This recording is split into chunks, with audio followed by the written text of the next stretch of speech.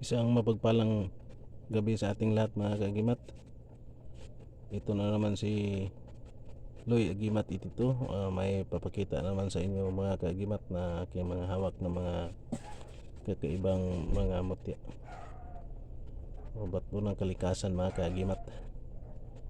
At sa hindi muna ako mag-umpisa, big shout out sa aking mga kapwa mutya hunters, antingiros, antingiras, viewers, and subscribers. Isang mapagpalang gabi sa ating lahat. At sinasadya ko ito na gabi tayo mag video dito sa bahay kasi para walang ingay, walang maririnig na mga ingay ng ibang tao o sasakyan mga kagimat or sounds, kasi bawal yan sa hindi natin mapaliwanag ng maayos mga kagimat. Ito pinapakita ko mga kagimat ay mayroon kasing request o comment na bakit hindi daw ako nagpapakita ng mga mutya ng kahoy or petrified wood, o sa dito sa amin tinatawag na haring bakal. Kasi yung kahoy na nagiging bato isahin sa yan ang tinatawag dito sa amin na haring bakal. Ito na kagimat, ito na yung natin, yung petrified wood. Yan, kahoy yan na nagiging bato solid.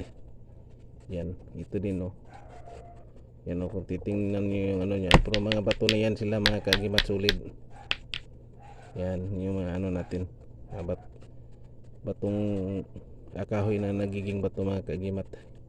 Yan kung titingnan nyo, kahoy talaga yung niya, pero solid yan, mga bato na yan sila mga kagimat. Ay napakagandang pang depensa sa kabal.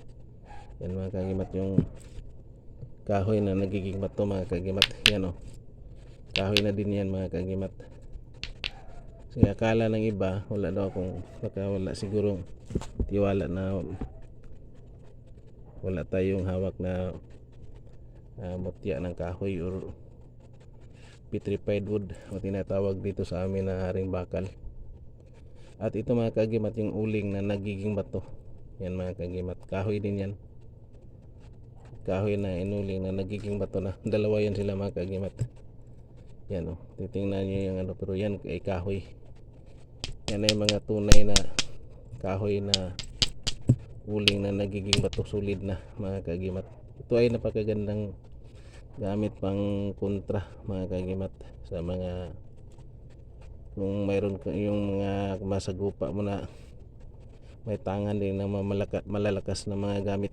Ito ay nagbibigay ng protection sa iyo mga kagimat. Yan yan, kahoy yan na nagiging uling na nagiging bato na pero dati kahoy ito mga kagimat. Yan titingnan nyo yan mga kagimat. Hindi naman gaano kalakihan mga kagimat, pwede lang ibulsa mga kagimat. At yung petrified wood or kahoy na nagiging bato, maganda talaga yan sa kabal kasi may istorya dyan. Yung mga kaibigan ko, yung binigyan daw niya ng gamit na mutya ng kahoy, inatake ng mga Muslim brothers natin, Muslim rebels, kasi gusto gawin yung hinarbis na palay, at pinuputukan siya ng baril na M14. 3 tao yung bumaril, parang umaapoy lang yung katawan niya, parang lata ng oil na talaga, pero hindi siya tinatablan. Kaya sinugod niya ng itak yung mga kalaban.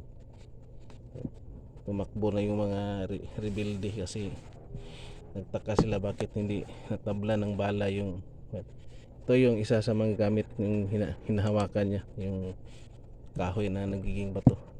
Ito daw ganito yung tawag dito, yung sa amin dito yung tugas na kahoy na nagiging bato. Yan at solid na talaga yan, umiitim na talaga yan pag na sobrang na tigas. Yan mga kagimat, pero maliit lang daw yung binigay niya, parang pag putok ng baril, parang umiinit ata yung katawan niya dahil sa dinadala niya na gamit. At ito mga kagimat, to yung pangbalansi din natin mga kagimat, yung mga mutya din natin. Ito ay mutya ko ng tawag dito, yung tawag sa amin dito yung trumpo or tawag sa kasing. Yan mga kagimat, trumpo.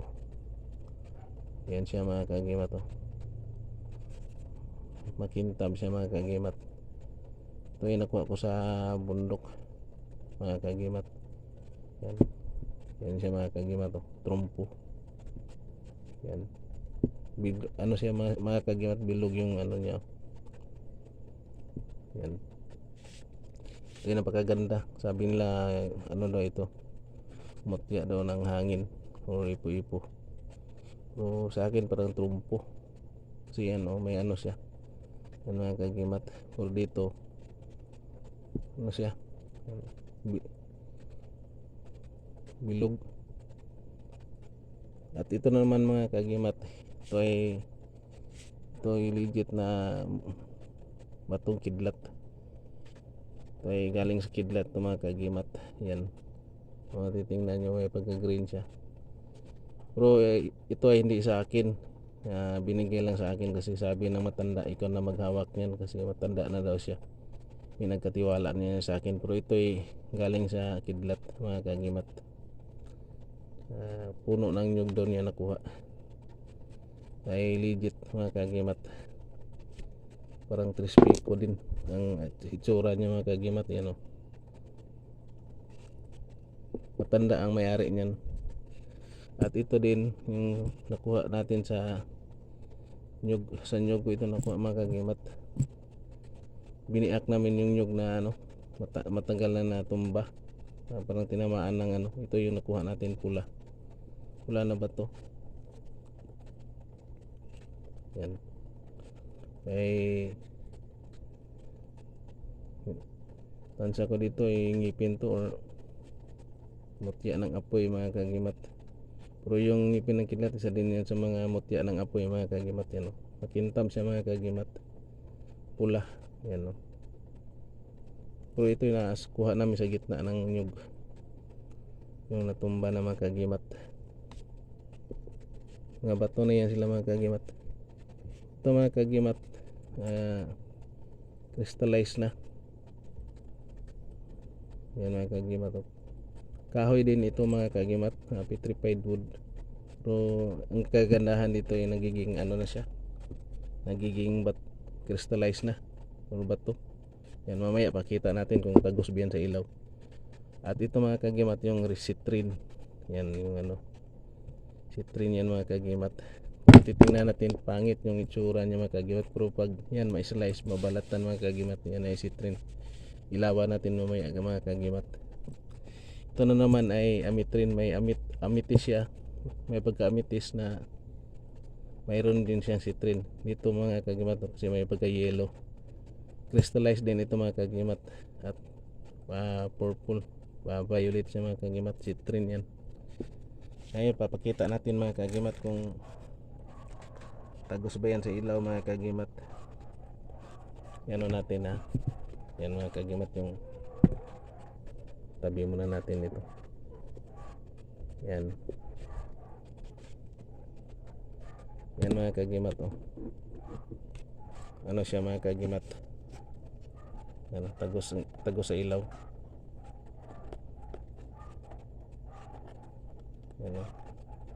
At mas maganda siguro mga kagimat, patayin natin muna yung ilaw mga kagimat. Yan mga kagimat. Yan, oh. Dito tayo magtaka mga kagimat kasi ano na siya, puro na siya ano, crystallized na talaga. Yan mga kagimat. At ito mga kagimat yung sabi kong ametrine yan, oh. Ametrine yan mga kagimat. Yan, oh. May pagka violet siya tapos yellow. Yan mga kagimat, ametrine. Ito na portion na ito ay amethyst. Ay naghalo siya ng amethyst at saka citrine. Kaya tinawag ko itong ametrine mga kagimat. At ito naman citrin. Citrin ito mga kagimat. Tingnan natin yung ano. Ito ang citrin. Yan mga kagimat. Pag mapalis ito mga kagimat yan. Yan. Tingnan natin ang pagkabato niya is pangit mga kagimat kasi taspang, pero yan ay ang totoong citrin mga kagimat. Yan o. Tingnan natin yung ano nyo. Yan o. At may pagkaano siya mga kagimat, may pagka tawag dito yung makintab na ano, citrin mga kagimat. Ayan mga kagimat, isa lang yan sa mga hawak natin mga kagimat, na hawak ko ng gamit mga kagimat, pang protection mga kagimat. Itong gamit nito ay maganda talaga mga kagimat. Kaya ito pang balance ito ng mga kagimat. Kung mayroon pa tayong mga hinahawakan dito ng mga crystallized na mga bato mga kagimat, sa susunod na naman na video, at hindi na natin pababain mga kagimat. At maraming salamat and thank you for watching. Please like, share, comment and subscribe, and God bless ating lahat mga kagimat.